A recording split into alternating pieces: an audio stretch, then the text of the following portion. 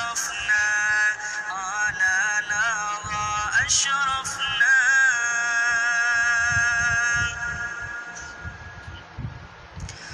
فضلا وجودا منا لا باكتساب منا بالمصطفى الرسول نحظى بكل سول فضلا وجودا منا لا باكتساب منا بالمصطفى الرسول نحظى بكل سول يا ربنا اعترفنا بأننا اقترفنا وأننا أسرفنا على لظى أشرفنا يا ربنا اعترفنا بأننا اقترفنا وأننا أسرفنا على لظى أشرفنا على لظى أشرفنا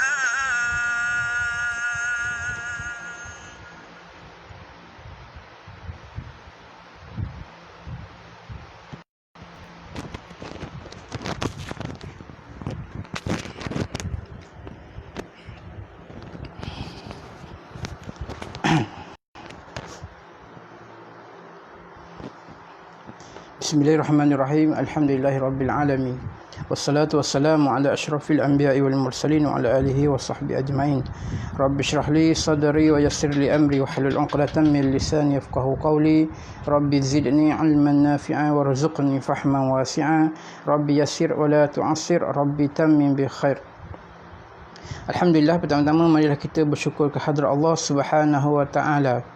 Kerana dengan limpah kurnia yang dapat lagi kita sama-sama pada malam ini, insya-Allah mudah-mudahan tidak ada lagi masalah masalah lain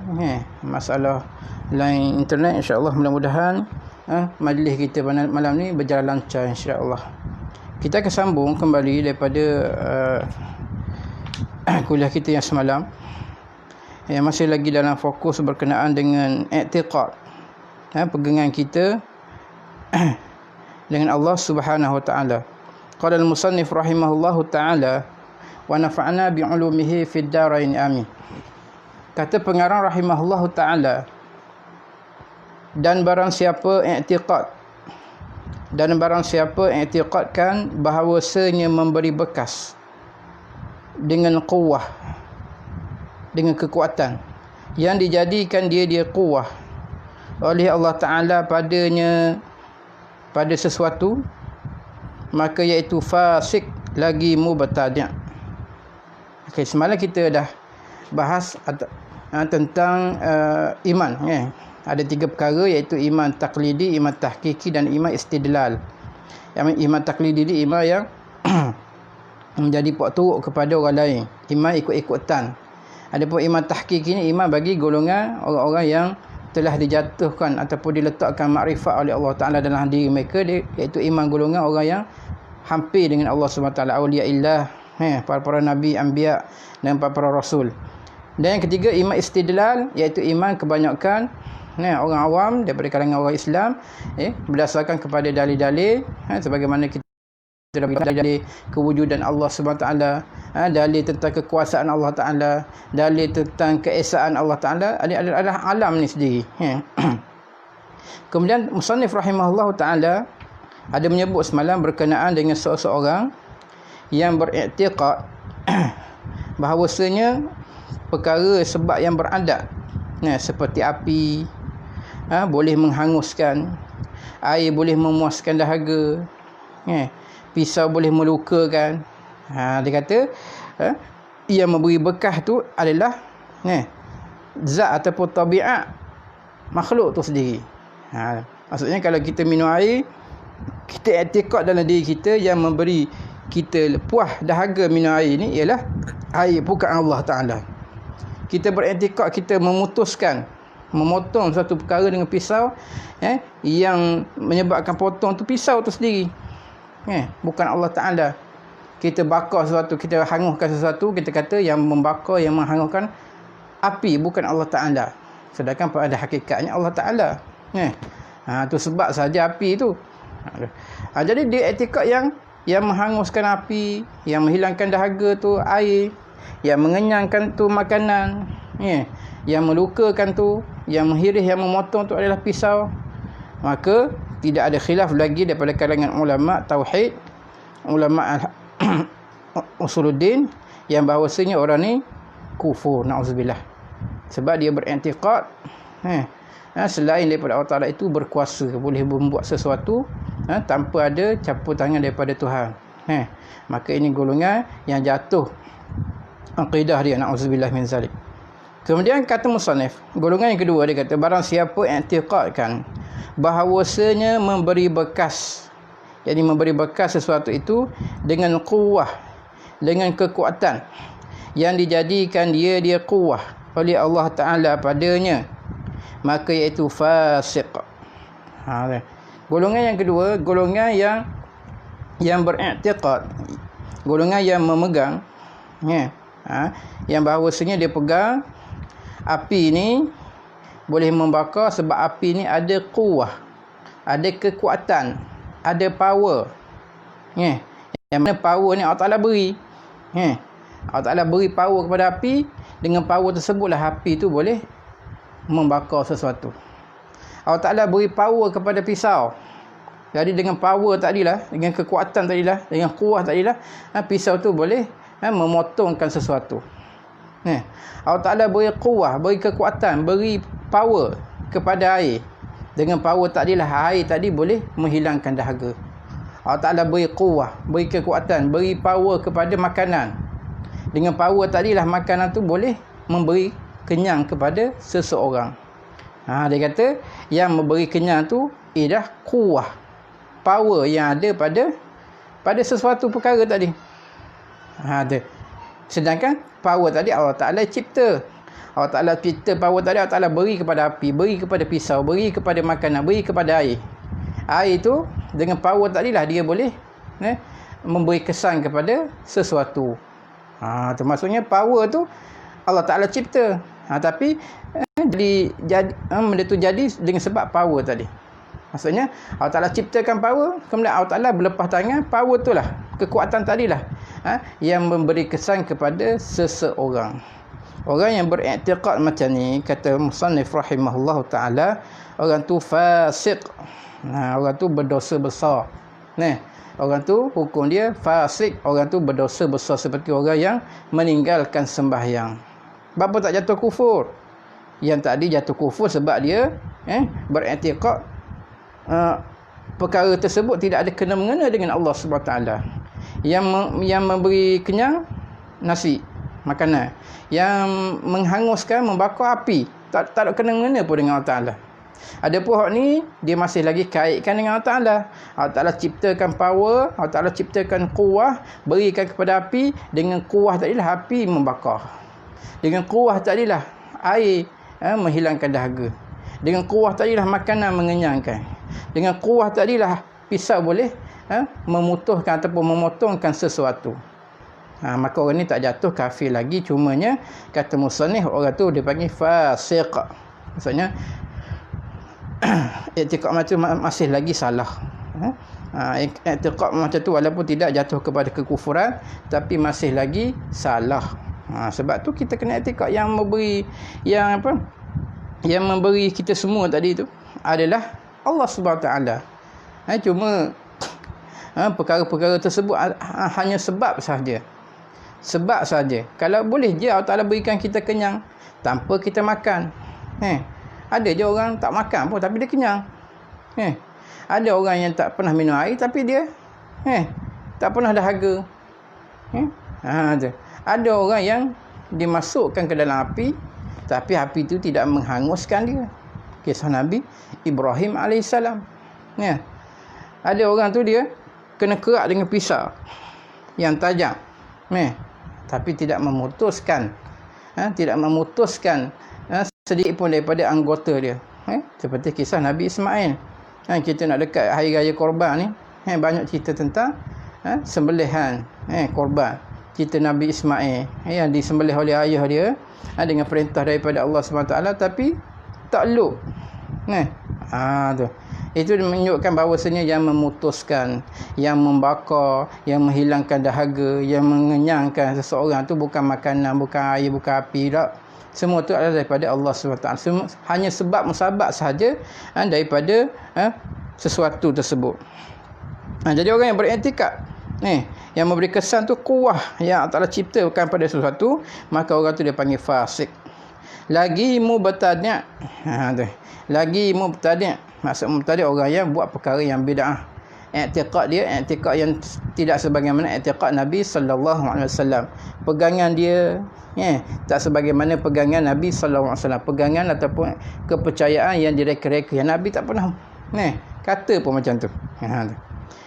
Dan pada kufurnya barang siapa tadi, golongan yang kedua ni, khilaf. Ada khilaf ulama. Tu. Adapun golongan yang pertama yang beriktikad bahawasanya sesuatu itu memberi kesan, memberi kesan, memberi bekas pada menghanguskan api, pada menghanguskan air, pada memuaskan dahaga, golongan itu tidak ada khilaf oleh ulama yang menyatakan orang itu jadi kafir, na'udzubillah. Adapun golongan yang kedua ni, golongan yang berpegang kepada sesuatu itu memberi bekas dengan kuwah, dengan power yang Allah Ta'ala beri kepada sesuatu tadi. Golongan ni kata musannif rahimahullah ta'ala, kufur itu ada khilaf. Maknanya ulama tidak sependapat pada kufur dia. Yang mana sebahagian kata kufur, sebahagian ulama lagi kata tidak kufur. Dan yang rajahnya, yang beratnya, kebanyakan ulama, majoriti ulama mengatakan ketiadaan kufur. Orang ni tak kufur, cuma fasiknya, cuma mubtadi' aja. Sebab pegangan dia tu, i'tikad dia tu bukan sebagaimana i'tikad Nabi sallallahu alaihi wasallam. Tu. Tapi tak jatuh kufur lagi. Tu. Jadi setengah ulama kata kufur. Tapi kaum yang rajihnya, kaum yang beratnya, kaum yang kebanyakan majoriti ulama kata orang ni tak kufur lagi, cuma fasik, berdosa sebab pegangan dia, i'tikad dia macam tu. Tu. Dan setengah daripada ini, orang yang i'tiqadkan bahawasanya hamba ini memberi bekas pada perbuatannya dengan qudrah yang dijadikan dia oleh Allah Ta'ala padanya. Dan setengah daripada ini, golongan yang kedua ni, golongan yang menyatakan sesuatu itu memberi bekas dengan quwah, dengan kekuatan, dengan power yang Allah Ta'ala beri kepada dia tu. Sebagaimana api tadi, hangus tu, boleh menghanguskan tu sebab ada power pada api yang tak ada beri. Orang ni orang golongan yang fasik. Jadi setengah daripada golongan tersebut juga ialah orang yang i'tikad bahawasanya hamba ni kita lah.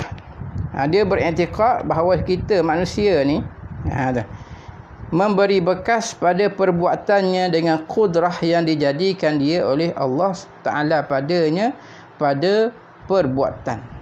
Ini dipanggil golongan qadariyah.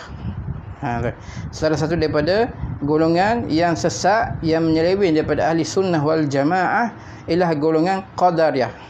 Apa maksud golongan qadariyah? Golongan qadariyah ni dia kata Allah Ta'ala jadikan kepada kita manusia, berikan kepada kita manusia kekuatan pada perbuatan kita. Maksudnya kita boleh berjalan, kita boleh makan, kita boleh bergerak, kita boleh berlari, kita boleh bangun, kita boleh duduk. Itu adalah quwwah.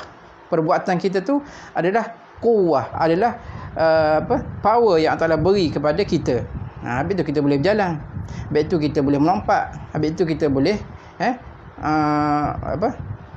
bangun duduk. Sebab kita ada quwwah, ada kekuatan, ada power yang Allah berikan kepada perbuatan kita. Maka ini golongan dipanggil golongan qadariyah. Golongan yang tersesat ataupun golongan yang menyeleweng daripada ahli sunnah wal jamaah. Kita tak boleh nak beriktikad. Nak iktikad kata Allah Ta'ala beri quwwah kepada kita. Yang mana kuwah tadi bila Allah Ta'ala cipta, beri kepada kita, tak ada kena-mengena dengan Allah Ta'ala. kita berjalan, kita bergerak, kita bangun, kita duduk ni adalah daripada perbuatan kita sendiri. Adalah daripada perbuatan kita, kuah yang Allah Ta'ala beri pada kita. Tidak ada kena-mengena dah dengan Allah Ta'ala. Ni golongan Qadariyah. Sedangkan pegangan Ahli Sunnah wal Jamaahnya, kita bangun, kita duduk, kita berdiri, kita berjalan ni adalah semuanya daripada perbuatan Allah Subhanahu wa Ta'ala. Tu bukan kata kuah yang Allah Ta'ala beri pada kita, tak. Jadi ni golongan Qadariyah dia panggil. Maka golongan Qadariyah ni termasuk dalam golongan yang kedua. Yang mana golongan yang kedua ni khilaf ulama pada kufurnya. Cuma yang beratnya ulama kata orang ni tak kufur lagi, cuma fasik dan mubtadi'. Seboleh-bolehnya kita kena elakkan daripada beriktikad, berpegang sebagaimana pegangan orang Qadariyah.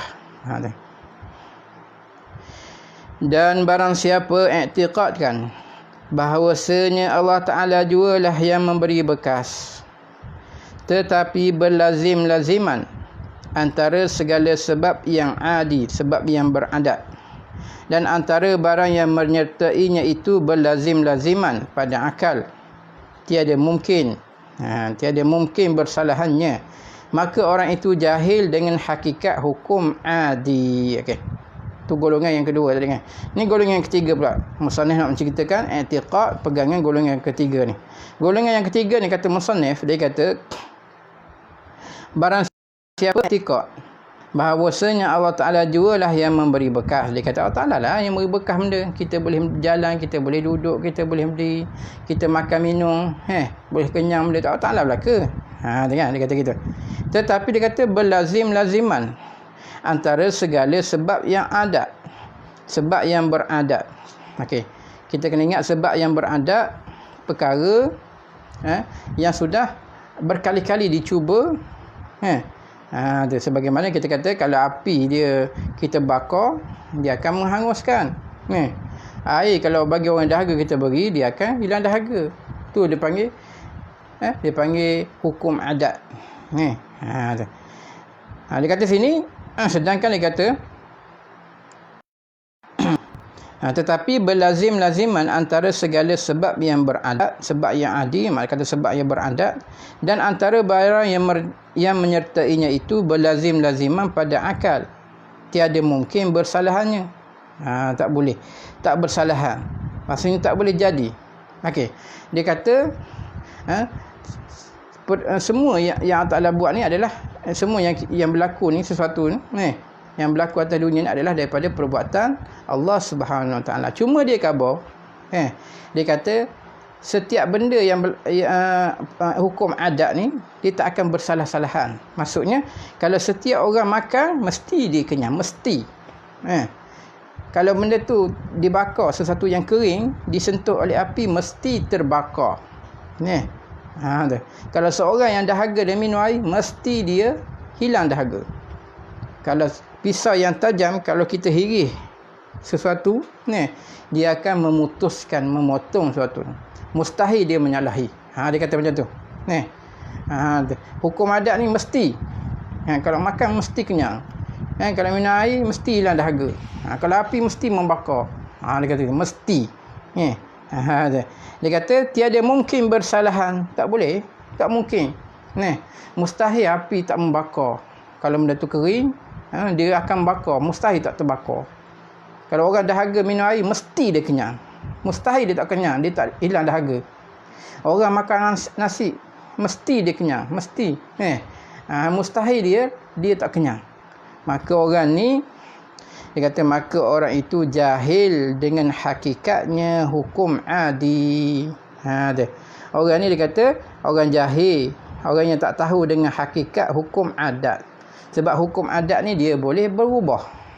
Hukum adat ni dia boleh menyalahi.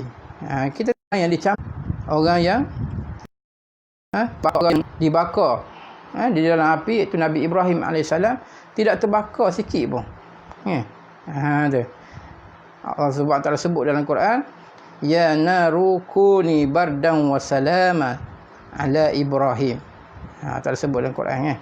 Wahai api, jadilah kamu bardan, sejuk, wa salaman, dan selamat ala Ibrahim, di atas Nabi Ibrahim salam.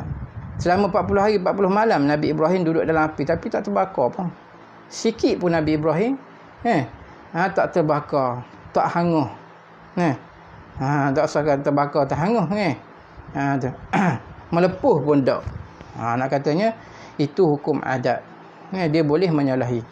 Sebagaimana cerita Nabi Ismail AS, 3 kali Nabi Ibrahim letak pisau yang begitu tajam ketekak anak dia Nabi Ismail, tapi tak putus juga, tak luk juga.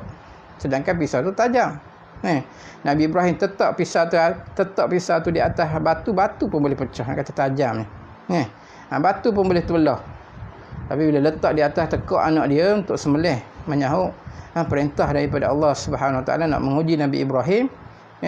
Tetapi Nabi Ismail tidak sikit pun tidak luk kulit dia oleh pisau tersebut. Ini menunjukkan hukum adat boleh menyalahi. Hukum adat maksudnya hukum yang telah berkali-kali dicuba. Kalau minum air mesti hilang dahaga. Kalau api dengan benda kering mesti terbakar. Kalau pisau dengan benda yang macam tadi mesti dia terbelah, terkerat. Itu hukum adat, tapi boleh menyalahi hukum adat ni, seperti mana dalil-dalil yang tersebut tadi. Jadi orang ni kata mesti tu. Maka dia menunjukkan dia ni orang yang jahil dengan hukum adat. Orang jahil dengan hukum adat. Dan terkadang membawa kepada kufur. Kadang-kadang boleh heret. Orang yang beriktikad macam ni boleh mengheret dia kepada kekufuran. Na'udzubillah. Jadi kena berhati-hatilah. Jadi kita kena tahu hukum ni ada 3.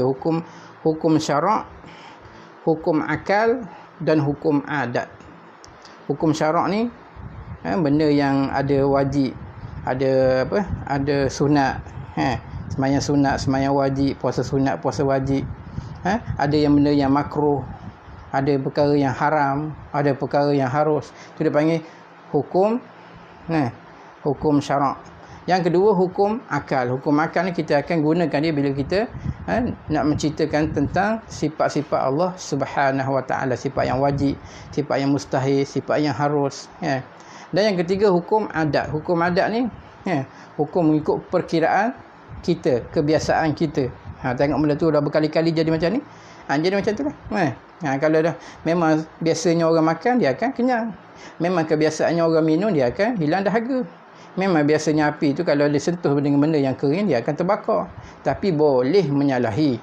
Sebabnya yang membakar, yang beri minum tu Allah, yang beri menghilangkan dahaga tu Allah Ta'ala, bukan tu api. Api ni hanya sebab musabab saja. Tu. Jadi kata musannif, orang tu juga boleh, terkadang boleh membawa kepada kekufuran. Dan barang habis. Sekarang dah ada 3 golongan. 3 golongan ni semua tergelincir dari landasan ahli sunnah wal jamaah. Cuma musannif akan sebut satu lagi golongan, iaitu golongan orang yang muwahhidin, golongan yang betul-betul mentauhidkan Allah Subhanahu Wa Taala, golongan ahli sunnah wal jamaah. Kata musannif rahimahullahu taala, dan barang siapa i'tiqadkan baharu segala sebab dan tiada memberi bekaslah ia sebab dengan elat, dengan kerana, dan tiada, yakni tiada memberi bekas juga sebab tadi dengan tabiat dia, dan tiada, yakni tiada memberi bekas juga dengan quwwah, dengan kekuatan yang dijadikan Allah Ta'ala padanya sebab. Dan i'tiqad ia barang siapa akan sah menyalahi, yakni menyalahi adat, seperti didapatkan sebab, seperti makan, dan tiada didapatkan musabab, iaitu kenyang. Okay. Ni orang panggil i'tiqad kita ahli sunnah wal jamaah. I'tiqad kita ahli sunnah wal jamaah macam ni. Dia kata barang siapa i'tiqadkan baharu segala sebab. Maksudnya baharu segala sebab tu semuanya makhluk Allah Ta'ala. Api sebab dia membakar, air sebab dia boleh menghilangkan dahaga, makanan sebab dia boleh mengenyangkan, pisau sebab dia boleh memutuskan, boleh memotongkan sesuatu. Jadi sebab tu adalah makhluk Allah Ta'ala, yang Allah Ta'ala cipta kepada sesuatu tu. Tu ciptaan Allah Ta'ala juga, benda baru juga. Menghanguskan, menghilangkan dahaga tu dipanggil sebab. Sebab tu baharu, yakni makhluk Allah Ta'ala. Dia i'tikad macam tu. Dan tiada memberi bekaslah ia sebab dengan elat, dengan kerana. Tu kan. Dan sebab ni dia kata dia i'tikad tak beri bekas pun. Sebab tadi dengan elat, dengan kerana, dan dengan tabiat dia. Tu. Maksudnya dia kata api boleh membakar, boleh menghanguskan. Tu. Jadi yang menghanguskan tadi bukan api. Tu. Bukan api, tapi Allah Subhanahu Wa Taala. Cuma api itu sebab je. Sebab musabab je. Boleh je Allah Taala bakar tanpa api. Boleh je Allah Taala menghilangkan dahaga tanpa air. Boleh je Allah Taala mengenyangkan seorang tanpa ada makanan. Tu kan. Dia i'tikad sebab yang ada pada sesuatu tadi tidak memberi bekas. Dan tiada memberi bekas dengan kuah yang dijadikan Allah Ta'ala padanya sebab. Macam golongan Qadariyah tadi. Dia kata Allah Ta'ala jadikan kuah, jadikan satu power, beri kepada api. Dengan kuah, dengan power tadilah api boleh menghanguskan. Tu kuah tu tak sakut paut dah dengan Ta'ala. Macam kita ni duduk, bangun, berdiri, dia kata berjalan. Dia kata tu kita lah, dia kata. Tak sakut paut dengan Allah Ta'ala. Maka golongan ni dia panggil golongan Qadariyah. Adapun ahli sunnah wal jamaah, dia kata kita duduk, kita bangun ni adalah perbuatan Allah Ta'ala. Allah Ta'ala cipta. Allah Ta'ala jadikan boleh kita bergerak. Hatta kita boleh kenyik, boleh berkelip mata ni pun Allah Ta'ala. Kalau Allah Ta'ala tak izinkan, tak kelip kita. Tak boleh nak bergerak kita, tak boleh nak bangun kita. Tu. Dia tidak ada kuah-kuah, tidak ada power-power Allah Ta'ala beri pada satu dok. Bukan macam tu.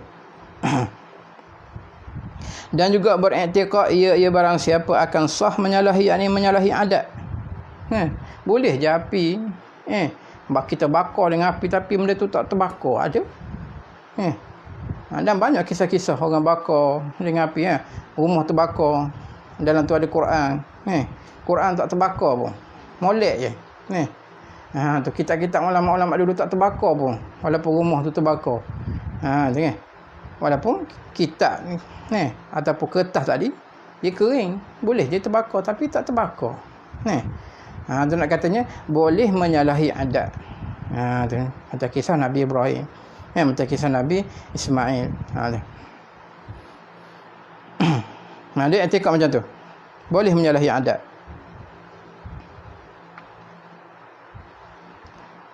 Umpamanya, misalnya dia kata seperti didapatkan sebab. Boleh sebab. Seperti makan dan tiada didapatkan musabab, iaitu kenyang. Sebab kita kenyang biasanya sebab kita makan. Tiba-tiba orang ni dia makan, tapi musabab, kesan daripada sebab makan tadi tak ada.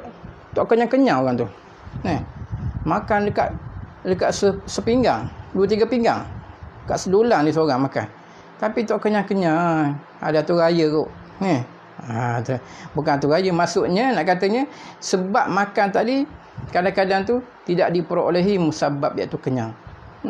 Ada je makan banyak tapi tak kenyang-kenyang. Orang ni minum air kat sebeldi, tapi tak hilang-hilang dahaga dia.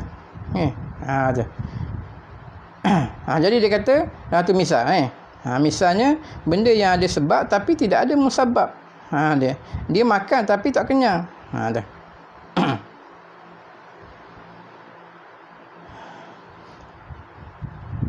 Hanya yang memberi bekas pada musabab itu Allah Ta'ala juga. Allah Ta'ala juga. I'tikad dia yang memberi kenyang tu bukan sebab makanan, bukan sebab nasi, bukan sebab lauk. Yang memberi kenyang Allah Subhanahu Wa Ta'ala. Kadang-kadang tu dia makan tak kenyang. Sebab ni sebab Allah Ta'ala tak izin. Dia minum air bertogok air, geleng-geleng, tapi tak hilang-hilang dahaga. Sebabnya yang memberi dahaga tu Allah Ta'ala, bukannya air. Itu sabab je, dan boleh menyalahi musabab.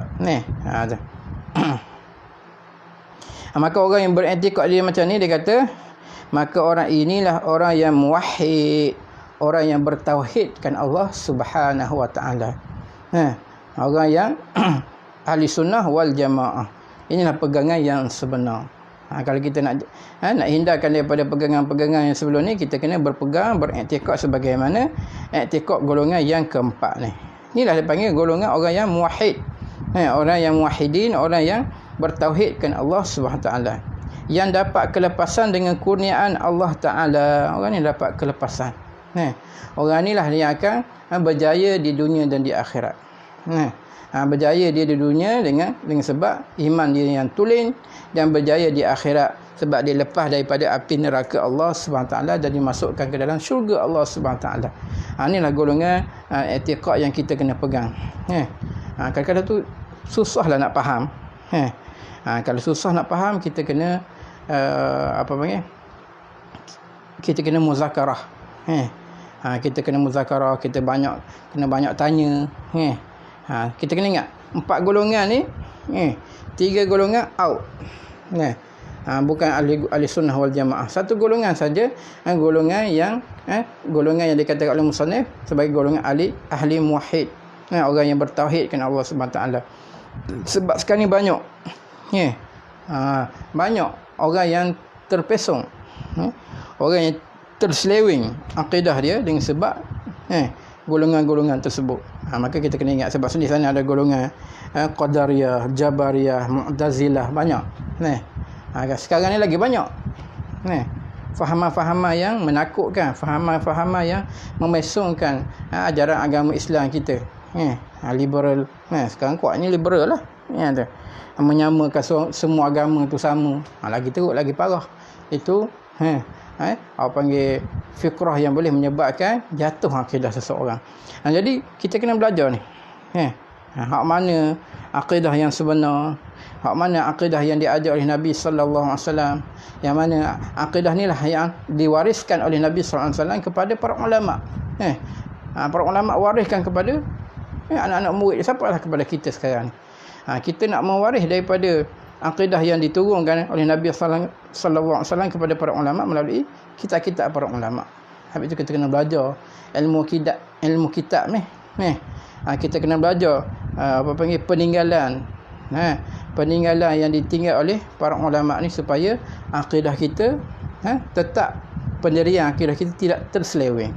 Sebab bila akidah terseleweng sikit je pun, dia melencong, dia jatuh daripada garisan panduan yang sebenar, maka orang tu akan tersesat. Kalau tersesat atas dunia tak apa. Tapi masalah bukan sesat atas dunia saja, tapi bahkan di akhirat kelak dia tersesat, terseleweng, masuk ke dalam neraka Allah Subhanahu wa taala. Itulah kita nak menyelamatkan. Nak menyelamatkan situasi tersebut untuk diri kita, anak kita, keluarga kita, generasi kita akan datang, dengan cara kita belajar ilmu yang ditinggalkan oleh para ulama kita. InsyaAllah kita selamat di dunia dan di akhirat. Jadi saya setakat tu dulu pada malam ni. InsyaAllah kita akan sambung lagi pada kuliah yang sesi kita akan datang. InsyaAllah berkenaan dengan kita kena tahu juga, selain daripada kita kena tahu sifat-sifat yang wajib bagi Allah Subhanahu taala, sifat yang mustahil bagi Allah Taala, sifat yang harus bagi Allah Taala, kita kena tahu juga, wajib juga kita kena tahu, fardu ain juga kita kena tahu, iaitu sifat-sifat wajib bagi Rasul dan sifat mustahil bagi Rasul dan sifat harus bagi Rasul alaihi wassalatu wassalam. Dan benda perkara yang menjadi kewajipan kepada kita seharian, iaitu sembahyang, puasa, zakat, haji, itu juga perlu kita menitik beratkan. Itu juga kadang-kadang tu boleh termasuk dalam akidah kita juga. Umpamanya kita beriktikad sembahyang itu tidak wajib kepada kita. Sebab kita dah tinggi martabat di sisi Allah Subhanahu taala, tak perlu sembahyang, tak perlu puasa, tak perlu berzakat lagi. Maka tu boleh menjatuhkan akidah dia, sebab dia menafikan perkara ataupun sesuatu yang diwajibkan oleh Allah Subhanahu taala. Insya-Allah dekat tu dulu. Allah Subhanahu wa taala alam. Rabbana atina fid dunya hasanah wa fil akhirati hasanah wa qina azabannar. Wa sallallahu ala sayyidina Muhammad wa ala alihi wa sahbihi wa baraka wa sallam. Walhamdulillahirabbil alamin. Kita tutup majlis kita dengan tasbih kafarah dan surah wal asr. Bismillahirrahmanirrahim. Subhanakallahumma bihamdika asyhadu an la ilaha illa anta astaghfiruka wa atubu ilaik. Bismillahirrahmanirrahim. Wal 'asri innal insana lafi khusr illa alladhina amanu wa 'amilus solihat wa tawasaw bil haqq wa tawasaw bis sabr. Assalamualaikum warahmatullahi taala wabarakatuh.